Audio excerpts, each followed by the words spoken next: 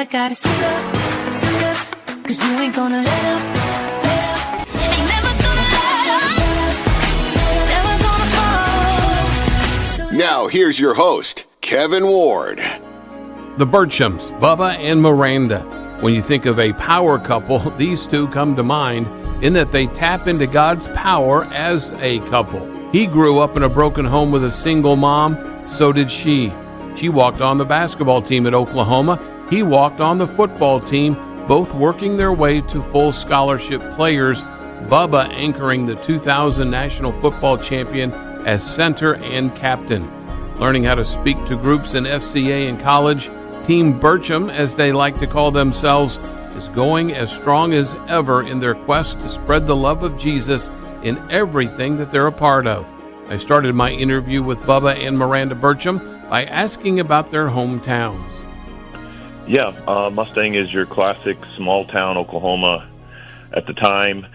Football, where the town shuts down, everybody goes to the local high school game. I've watched so many games of them. I have two older sisters. They're friends and boyfriends playing ball, and just fell in love with it. And we did have a great win and loss record. Like my senior year, we went 2-8. Not great, but just had a lot of fun with all my friends, and it was a fun experience playing high school football. Miranda, Stacy, then talk about growing up in the Tulsa area. I'd never gone to any kind of private school before until high school. I'd moved around a lot with my mom, and I ended up starting to play basketball in the 8th grade. It was the first time I ever played any kind of basketball just for my school, and I loved it. And I remember knowing that people got to play in the summer and they got to play AAU, but I never got to do any of that. I only ever played 8th grade and then just my high school years at Metro. And at Metro, I loved my coach so much. She was such a great coach and a great basketball player herself, but we were terrible. We actually broke the state's longest losing streak in Oklahoma girls basketball history, and I think we still have that record. We lost 60 games in a row. I wasn't there when they had all those losing streaks, but my sophomore year, we broke it. We won 1 game, but we won 0 games my freshman year. So it's not a very good claim to fame. Talk about siblings then in your households. I don't remember, Bubba, how old you were when your parents divorced, and then Miranda, how did you get into a one-parent household? I have two older sisters. So it's like I had 3 moms, and they took care of me really well. And so football helped to toughen me up in a lot of ways. But I was in 8th grade when my parents, when the divorce happened. I was 6, so I was really young, 6 years old, and I have 2 older brothers. And so they were definitely around a lot and helping me. And my dad was around, but not a whole lot until I was in high school. As far as him being around then, you mean you rekindled maybe a relationship with him at that time? Yep. He had lived in a different state and then a different city, and so I started kind of visiting again. I would say actually maybe starting in 7th grade, I would visit him on the weekends and stuff, all the way up till I graduated high school. It was like an every other weekend type thing. Let's talk about your faith and maybe where that started. Were you at church? Was that a every Sunday morning, Sunday night, Wednesday night kind of upbringing? Yeah, for me, it was. We were there a lot. Mom volunteered me to do a lot of things at church, and then it was just part of the DNA of who we are as a family. We go to church, and Jesus was ever present in our home. For me, my mom definitely had a faith in Jesus, and we'd pray, but we weren't regular churchgoers. We did go to church, but not regularly. Sunday mornings we'd kind of hop around, and it wasn't until high school we started kind of going to church regularly. But we did have, just a strong, I would still say, faith. My mom talked to us about the Lord all the time, and we prayed together and things like that. Mm-hmm. So let's talk about how a basketball player at Metro Christian whose teams weren't that successful, especially early. Now, you did say that was your sophomore year. Did you guys start to win, I'm assuming, more games your junior and senior year at Metro? we did win a little bit more, but the most we ever won was 5. And I will say, to be fair, we had a really good boys team, and so even though we were a 2A school, we would play 4 and 5A schools. We'd even go out of the state and travel sometimes. So we just kind of played the teams our boys teams played, and so that's why we looked a lot worse than we were, because we did play a lot of really good schools. But yeah, we never had much success. Hey, Miranda, tell that Ted Owens summer camp story. Oh, yeah, Ted Owens, I don't know if you know who he is. He's still He's 90, I think he celebrated 90-something years. He's amazing, and he impacted me even though he was the boys' coach. But after my freshman year, we got a new coach, and I didn't know she was our assistant coach, but I didn't know she was going to even be our head coach then. So we kind of were in between coaches my freshman and sophomore year, and Ted Owens put on a camp kind of for like all of Tulsa. And it was like a 1-week fundamental camp. And I remember it was like $40. It wasn't even that expensive, but I hated to ask my mom for the money because she would have given it to me for sure, but I knew how tight our money was. And so I just asked Coach Owens, hey, I want to come to this camp, but is there things I could do to maybe not have to pay? And he right away was, of course. He was like, you come in early and you make sure all the balls are aired up, sweep the court before and after like camp, and then you come be a part of it. And I did, and that's literally what transformed me in basketball. It was 1 week with Coach Owens. It was learning the drive series and triple threat and follow through on my shooting and just things that I didn't understand because I had never really played basketball too much. And so I went back and practice those things all the time, and I feel like my sophomore year I ended up being a starter and got better and better every year, but it was those fundamental things from that week-long camp that I didn't even have to pay for. Let's talk about how Miranda, a young girl who didn't have great success in basketball team-wise, goes from a small school in Tulsa to the University of Oklahoma to play basketball. Yeah, it's definitely a God-sized story. I had a few coaches, Coach Owens, Ted Owens being one of them, that said, like, Miranda, I know nobody's coming to recruit you at Metro, but I'm telling you can play basketball. And my high school youth Sunday school teacher, Larry Kelly, he actually was like a writer for the Tulsa World. He called me one day and said, hey, I want you to come down. I'm writing for the state tournament, and I want you to come sit on courtside with me. And I did, and he said, Miranda, do you think you could play with these girls? And I'm like, yeah, I feel like I could. And he's like, almost all these girls are going somewhere to play college basketball. He was like, so even though you didn't really get those offers, you could do it, and I want you to know you can. And I was like, well, I'm going to go ahead and go to OU. Obviously I'm not going to play basketball there. And Larry Kelly, along with some of my kind of coaches at Metro, said, Miranda, you could do it. You should walk on. They're always looking for people that can keep their grades up, that are good teammates, that are hard workers, and you're all those things. And I remember just laughing, like, oh my goodness, I wouldn't even know how to go about that. Like, that'd be awful. That'd be so embarrassing. They wouldn't even know who I was. But that seed was planted. It took over a year to come to fruition. I went to OU and got loans, going to school, and we couldn't afford to send me there. And then I got to know some of the basketball players. In fact, every Wednesday night they would come into where I worked at El Chico, and they would come to enchilada night, and I would always switch for them to sit in my section. And I would tell them, I'm going to walk on the team next year. And they were so kind, but I know they were probably like, this waitress at El Chico with this bolo tie is going to walk onto our basketball team. Okay. But I did. Coach Cole had just gotten the job right before I walked on my sophomore year. And I remember calling up there, and the secretary, I'd asked, can I speak to Sherry Cole? I'm the walk-on, and I want to talk to her. And, of course, they're like, no, she doesn't really have time to talk to people about walking on. But show up at this time, August 30th at 5 a.m. She's having the walk-ons and the rest of the team do a 5-mile run. And I'm like, 5-mile run? I'm a basketball player, not a track girl. But I went to that, and I showed up every single day. And I was there for 6 weeks. I would come back every single day.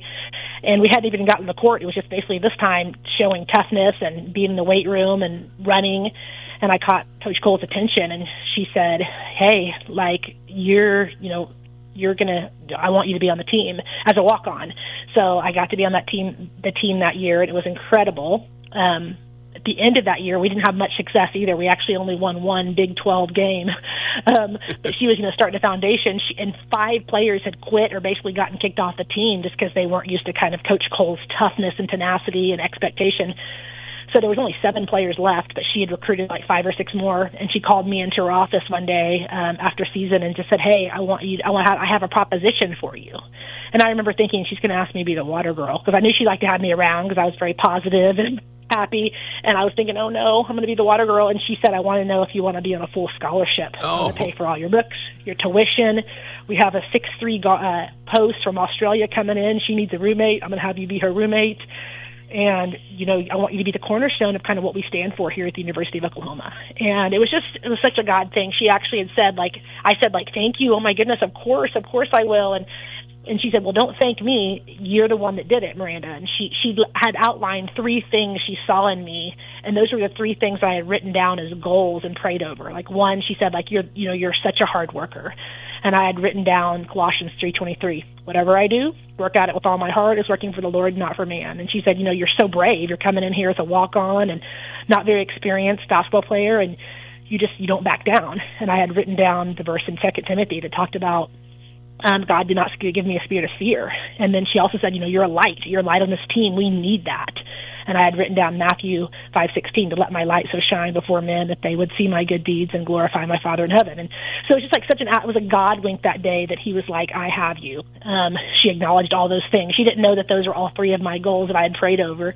So yeah, I played the next 3 years there. And it was such a blessing. And that's where I met Bubba. Wow.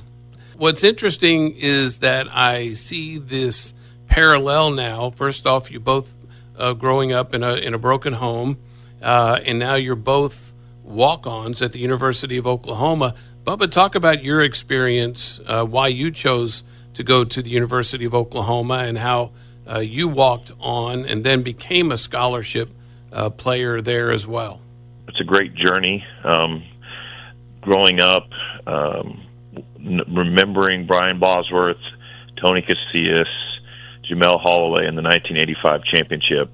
That was a very formational moment, just watching that and just growing up, going to the games,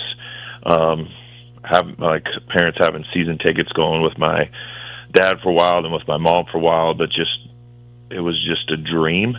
And I, at one point, said if I'm not getting just a lot of offers, that I'm just going to walk on. I just had that something in me. I had something to prove, and so they said, if they said you couldn't do it, then I said I'll show you why I can do it. It's just I learned from my grandfathers to outwork and out hustle everyone, to be that guy that just keeps coming back and make them learn your name. That was a huge part of the process. Was just that mindset, that just keep chipping away, keep working hard, and keep being a man of character in that world. My first year was a redshirt year. There was even a point when I was 4th string on the depth chart, and one of the higher up coaches didn't even know my name. And then my second year, that coach knew my name, and he got on to me all the time, but he coached me hard because he believed in me, and he told me that once. He said, I'm hard on you because I can see it in you, see the greatness in you. And so my first year was on the scout team, redshirting, still as a walk-on. My second year was a backup center and would rotate sometimes at guard. And then after my second year was put on scholarship and ended up starting, over 30-something games, almost 40 games. And then senior year, team captain, national championship, Bob Stoops, all the fun glory of that was. I wanted to ask you, Bubba, because the last time we talked, I did not ask you this. What were some of the main differences that you saw between the 2 coaches that you played for at the University of Oklahoma? The 2 biggest differences, number 1 was Jerry Smith in the strength program and how strenuous, difficult, tough the off-season summer workouts were. It was a completely different mindset, completely different level of expectancy of us. It was demanding our absolute best in the off-season, in preseason, and then on the field in practice and film room studies and performance on the field. When we had the pads on, it's the same mindset, but it was just in season. It's your absolute best performance. Your practice is intense. Practice is tough. It's physical. It's competitive. It is challenging us to be the best we can be. Give me more than you think you're capable of giving me. That kind of mindset. But it was that mindset in practice and that mindset in off season. Just that we're going to work hard and we're going to give maximal effort all the time. So when you're looking at the head coaches between John Blake and Bob Stoops, and obviously there weren't a lot of wins under John Blake as there were under Bob Stoops, was it really more about organization? That was the big difference between what the two coaches presented to the players? Yeah, it was. It began with expectancy, like what you expected out of yourself, and that poured over into everything, into the organization, into the offense and defensive scheme, how we prepared. It was all that spilled over to that level of expectancy that you're the champion mindset that started.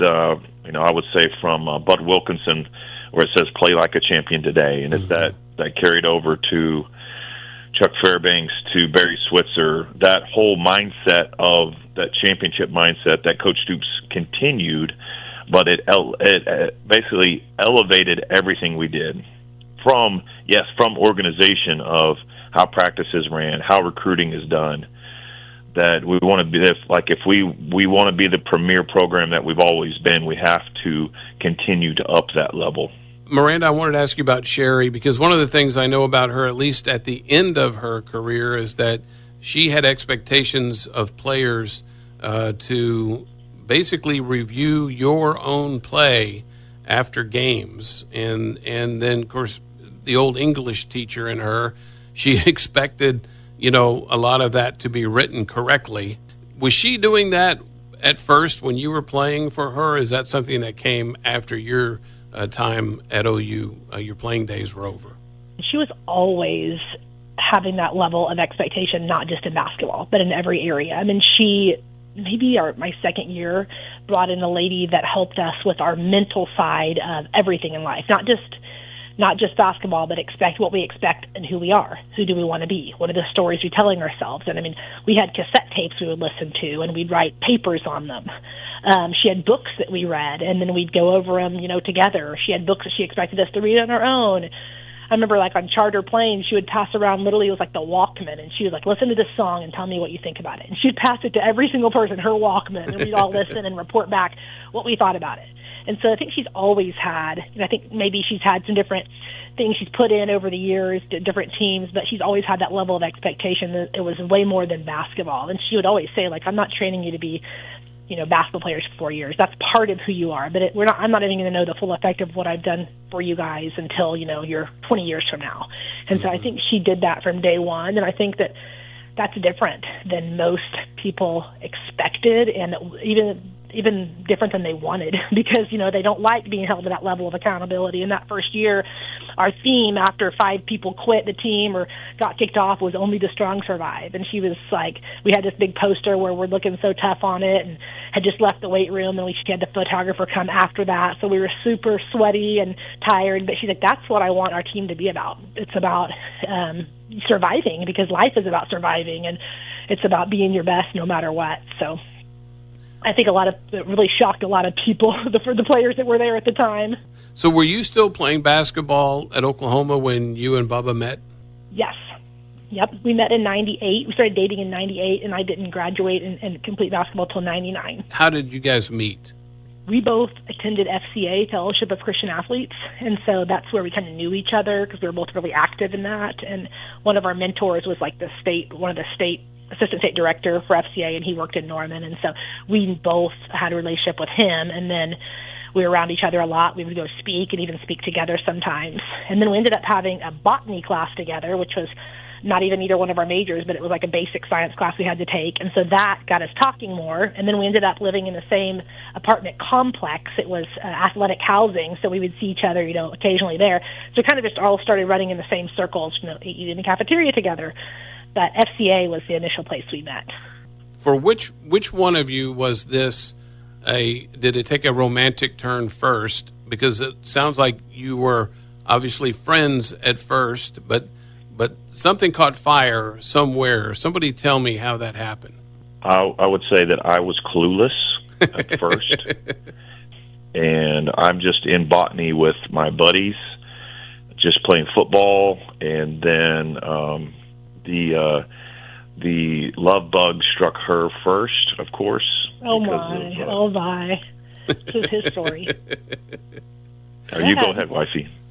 No, your turn. The love bug struck me first. I love that. Never heard that before. I think I literally started I kind of just got a crush on him, and I remember telling my friends like it was his first scholarship year, so sophomore year. I didn't know anything about that, but I told my friends, I'm like, you see 59 down there? He's the right guard. I was like, he's in, he is, he goes to FCA. I think he's a really good guy. And look how I remember admiring his triceps, because every time he'd have his hand on the ground, I'm like, wow, look at he's so strong. And so from there, my friends were like, he's a really good guy, Miranda. And so I always joke that I did a lot of detective work before I ever indicated I liked him, because football players and athletes in general can be known to not be the best guys. And so I asked several of my football player friends and even the athletic trainers that we shared, like, hey, tell me about Burcham. Or I even remember saying, like, who do you think are some of the most high quality guys on the team? And they all were like, Bubba Burcham. He's definitely one of them. He's top, And I remember like, ooh, like the more I asked about him, the more I liked him, the more I was interested in him. So it took me telling a friend who told a friend that told his friend, hey, you should ask Miranda Stacy out at the time. And he had to look me up, I think, in the basketball on the website or in the program to even see, oh, okay, yeah, that's who that is. So he wasn't paying a bit of attention to me, I guess. So tell me about the first date. Yeah, the first date was to Baskin Robbins, because just through conversation I found out that we both loved peanut butter and chocolate ice cream from Baskin Robbins. And we went there and had an ice cream cone, and then had conversation just learning about her. And it was a dream come true for me, that's for sure. So would you call it love at first bite then? Get it? No, definitely for me, of course. I knew I liked him, but it took me a really long time. It's a joke, and our kids joke about, like, Mom broke up with Dad 5 times. I don't know if it was quite 5, but we'd date for months, and then I'm like, actually, I'm sorry, but I don't want to date you. And he'd be like, what? And I'm like, I know, I changed my mind. And then 2 days later, I'm like, actually, I do. I'm really sorry about that. I don't know if it was from my parents getting divorced or what, but I would tell him I'm freaking out. I don't know why. So we dated for 2.5 years before we got married, and he'd had the ring. He was going to ask me to marry him a year before we ended up getting married, because a few days before he was going to ask me with the ring, and he'd already asked my parents' permission, I broke up with him. And so then after we got back together, he was like, I'm not asking you out I'm not going to ask you to marry me for a long time if you keep changing your mind. So we always joke that we probably should have gotten married a year before we did, but I kept breaking up with him. You were already going to FCA, so there was a lot of spiritual things already, happening between the two of you, and you knew that about each other. Did you start going to a church together after a while, after dating? Yeah, I mean, the FCA was kind of the big thing back then. Every Monday night we had FCA, and then we would speak together. Even really on Sunday mornings, we would travel to churches that FCA wanted us to go to speak to. But we did go to church together when we could. We weren't as consistent dating-wise because of our sports and speaking at other churches. But we definitely made a relationship with God like the center of our relationship. And we always said a cord of 3 strands is not easily broken. So as we pursue the Lord, then we know we'll get closer together because we're both pursuing the Lord. In June, it'll be 25 years. What has transpired in those 25 years? Has it been everything that you had prayed that it would be? It's been everything I needed. The Lord knows what we need, and of course, I had my own dreams and aspirations for my career, but that went in a different direction, and I wouldn't trade anything that happened. I wouldn't trade any moment for the world. Having 3 biological kids, 2 adopted kids, 20 foster kids. God has blessed us, our family, in an amazing way, more than I ever imagined. I always just had a view of marriage as, it'll be hard, it'll be hard work, but, you can make it through. Like, I feel like that's sometimes the message that even, like, Christians give to other Christians, like, it's going to be tough. The first year is really hard. And so I kind of brace myself for, like, ooh, like, this is going to be a lot of work.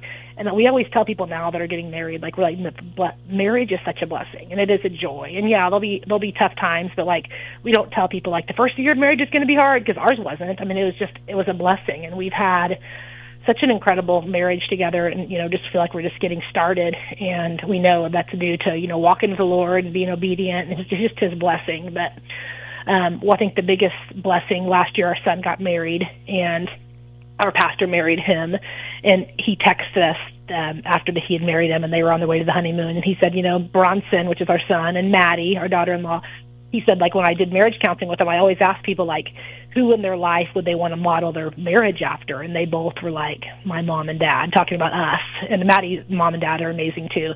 But, like, that made us just so happy. I mean, because he lives with us. He lived with us. He knew, the good and the bad and the ugly. But for him to go, like, if we can have a marriage like my mom and dad, that's the kind we want. And that's a blessing. And we've had such an incredible partnership together. We call ourselves Team Burcham, and our family's Team Burcham. And what we do it together, and we do it for the glory of God. And it's the best way to do it.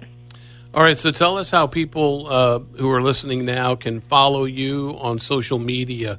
Yeah, for me, it's at Bubba Burcham on Facebook and Instagram. Yeah, Miranda Burcham. We don't have it together. I post too much for him, probably. I'm always posting every day. So just at Miranda Burcham on Facebook and Instagram. All right, so when's the podcast going to start with you two? It's got to happen. One.